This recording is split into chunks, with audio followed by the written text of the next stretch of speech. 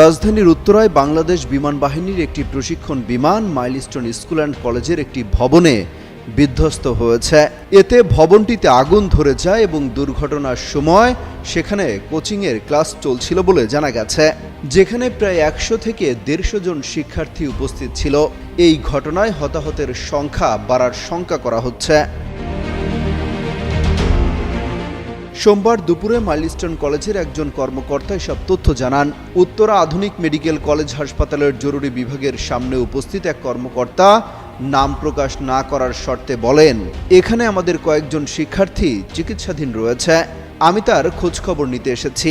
যে ভবনটিতে বিমান বিধ্বস্ত হয় এবং সেখানে 2য় থেকে 5ম শ্রেণীর শিক্ষার্থীদের ক্লাস হতো। তবে ক্লাস শেষ হওয়ার পর অর্থাৎ ছুটি হওয়ার পর বিমানটি বিধ্বস্ত হয়। আর এটা ওইটা না, কাপড় ধোয়ার একটাই সলিউশন, চাকা অনেক। তখন সেখানে কোচিংয়ের ক্লাস চলছিল। ভেতরে প্রায় 100 থেকে 150 জন শিক্ষার্থী ছিলেন। অনেকে হতাহত হয়েছেন।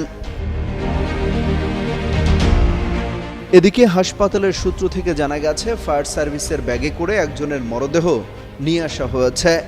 বহু মানুষকে নিয়ে যাওয়া হয়েছে ঢাকা মেডিকেলের বার্ন ইউনিটে। হাসপাতালের জরুরি বিভাগের সামনে হতাহতের স্বজনরা ভিড় জমিয়েছেন। এদিকে উদ্ধারকারীরা অভিযোগ করেছেন, উৎসুক জনতার কারণে হিমশিম অবস্থা হচ্ছে। ঠিকমতো অ্যাম্বুলেন্সও আসতে পারছে না। ঠিক কতজন এই ঘটনায় আহত হয়েছে তা এখনও নিশ্চিত হওয়া যায়নি। তবে প্রশিক্ষণ বিমানটির পাইলট নিহত হয়েছে বলে নিশ্চিত হওয়া গেছে। অমিত হাসান রবিন, যুগান্তর নিউজ।